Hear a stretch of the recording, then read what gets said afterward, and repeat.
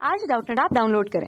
Doubtnut पर अपने सभी गणित, रसायन विज्ञान, भौतिक विज्ञान और जीव विज्ञान के डाउट्स का करो सफाया। बस प्रश्न की फोटो खींचो, एक ही प्रश्न को क्रॉप करो और तुरंत वीडियो सोल्यूशन पाओ। अभी डाउनलोड करें। क्वेश्चन हमारे पास है कि हमारे पास दो यहाँ पर खंड है, खंड अ है और खंड ब है। ठीक है, तो इस पे हमें जो टर्म्स दिए हुए हैं, खंड अ पर कुछ टर्म्स दिए हुए हैं या कुछ मान हमें दिए हुए हैं और उसके जो सूत्र हैं वो खंड ब पर दिए हुए हैं। तो हमें ये देखना होगा कि कौन सा मान यहाँ पर सही होगा और हमें उचित मिलान करना है। ठीक है, पहले हमारे पास बात किसकी की गई है? बोर त्रिज्या की। पहला लें वो क्या होगा? वो हमारे लिए होगा बोर त्रिज्या। सबसे पहले सन 1913 में निल्स बोर नामक वैज्ञानिक ने रदरफोर्ड के परमाणु मॉडल के बाद अपनी एक तथ्य उसमें उन्होंने प्रस्तुत करा और उन्होंने बताया कि बोर त्रिज्या अगर किसी हाइड्रोजन का परमाणु सिद्धांत अगर हम देखें तो उसके अनुसार जो इलेक्ट्रॉन्स होते हैं उनकी स्थायी कक्षा होती है और स्थायी कक्षा में अगर हम वो दूरी नाभिक से देखें या नाभिक के केंद्र से देखें तो उसे हम बोलते हैं स्थायी कक्षा त्रिज्या। ठीक है, इसे किससे व्यक्त किया जाता है? इसे आर एन से व्यक्त किया जाता है। ठीक है, मान कितना होगा? मान यहाँ पर होगा epsilon not an square h square बटे पाई एम ई स्क्वायर के रूप में। ठीक है, तो अगर हम यहाँ पर हाइड्रोजन कक्षा की बात कर रहे होंगे तो यहाँ पर वो मान हो जाएगा एक। ठीक है, एन का मान एक होता है तो यहाँ पर भी मान क्या होगा? एप्सिलॉन नॉट एच स्क्वायर बटे यहाँ पर बनेगा पाई एम ई स्क्वायर के रूप में। तो ये हमें बता रहा है बोर त्रिज्या के अनुसार हाइड्रोजन परमाणु के लिए उसकी त्रिज्या का सूत्र। ठीक है, तो इसे ही हम देखें तो है हमें मिल कहाँ रहा है? खंड ब पे हमें कहाँ मिल रहा है? ये खंड ब पे हमें ई पॉइंट पर मिल रहा है। ठीक है, तो हमारे पास अ के पहले पद का आंसर मिल गया। ठीक है, दूसरा हमें क्या बोला है? E N. ई हमें एनर्जी को दर्शाता है। ठीक है, ऊर्जा को दर्शाता है। तो हम यहाँ पर बात कर रहे हैं सारी चीजें जो हैं वो बोर मॉडल या बोर के परमाणु मॉडल से ही रिलेटेड या संबंधित होंगी।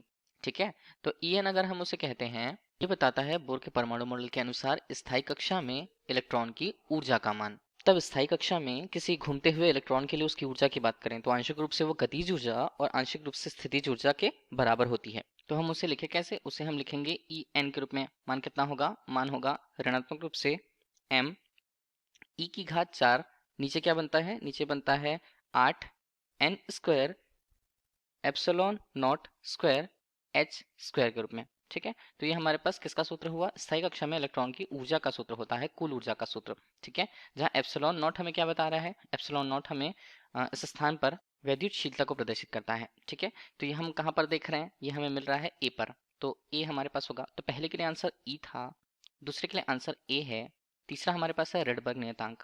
रेडबर्ग नियतांक क्या होगा? ये होता है इलेक्ट्रॉन के संक्रमण पर आधारित। जब इलेक्ट्रॉन उच्च कक्षा से निम्न कक्षा की तरफ जा रहे हैं तो ये तीसरा रेडबर्ग नियतांक के रूप में जिसे हम आर से प्रदर्शित करते हैं। अब ये किससे संबंधित होता है? जैसे हमने बताया कि इलेक्ट्रॉन का संक्रमण जब उच्च कक्षा से निम्न कक्षा की ओर होता है तो वो उतने ही कक्षा में जो अंतर की जो ऊर्जा है उससे वो अगर एक पक्ष से या उच्च कक्षा से निम्न कक्षा की ओर जाती है तो उसे विकिरण के रूप में उत्सर्जित करती है। और उस विकिरण के लिए अगर हम उसके तरंग दैर्ध्य की बात करें तो उसे 1/लैम्डा के रूप में प्रस्तुत किया जाएगा। मान क्या होगा? मान होगा आर, जो रेडबर्ग नियतांक के मान को बताता है। और ये हमारे पास बनता है 1/n1 स्क्वायर ऋण 1/n2 स्क्वायर।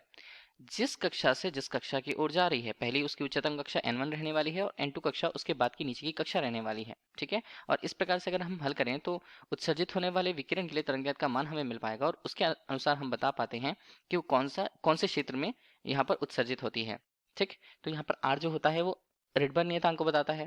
तो रेडबर्ग नियतांक का मान हम देखें तो वो कितना होता है? वो होता है एम ई घात 4 बटे 8 एप्सिलॉन नॉट सी एच घात पर 3 के रूप में।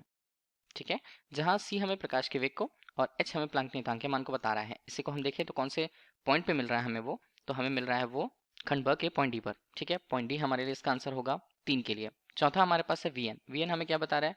वी एन हमें वेग को बता रहा है। इस तरह चौथे पद की हम बात करें तो चौथा पद हमारे पास क्या है? वी एन के रूप में, जैसे हम इलेक्ट्रॉन की चाल कह सकते हैं। तो वी एन के रूप में हमने उसे प्रस्तुत करा और उसका सूत्र क्या बनेगा? स्थायी कक्षा में किसी इलेक्ट्रॉन की चाल का सूत्र जो होता है वो बनता है ई स्क्वायर बटे 2 एप्सिलॉन नॉट एन एच के रूप में। ठीक है, बाकी सारे मान तो हमें पता है और एन हमें क्या बताएगा? उस कक्षा के लिए उसकी संख्या को बताएगा। ठीक है, तो यहाँ पर हम देखें तो ये मान हमें कहाँ मिल रहा है? तो चौथे का मान हमें मिल रहा है विकल्प बी पर। ठीक है, तो विकल्प बी है इसके लिए आंसर होगा। और लास्ट हमारे पास बचता है कोणीय संवेग। कोणीय संवेग 5 जो पॉइंट है वो क्या होगा? वो हमारे पास देखिए बच रहा है वो NH/2 होगा। तो इसके लिए जो हमारे पास जो खंड अ और ब से हमने टर्म्स देखे थे उसके आंसर्स हमें मिल गए हैं। ठीक है, यही हमें उचित मिलान करना था। Thank you. कक्षा 6वीं से 12वीं से लेकर नीट, IIT, JEE वो एडवांस के लेवल तक 1 करोड़ से ज्यादा छात्रों का भरोसा। आज ही डाउनलोड करें डाउटनेट ऐप या व्हाट्सएप करें अपने सारे डाउट्स 8400 400 400 पर।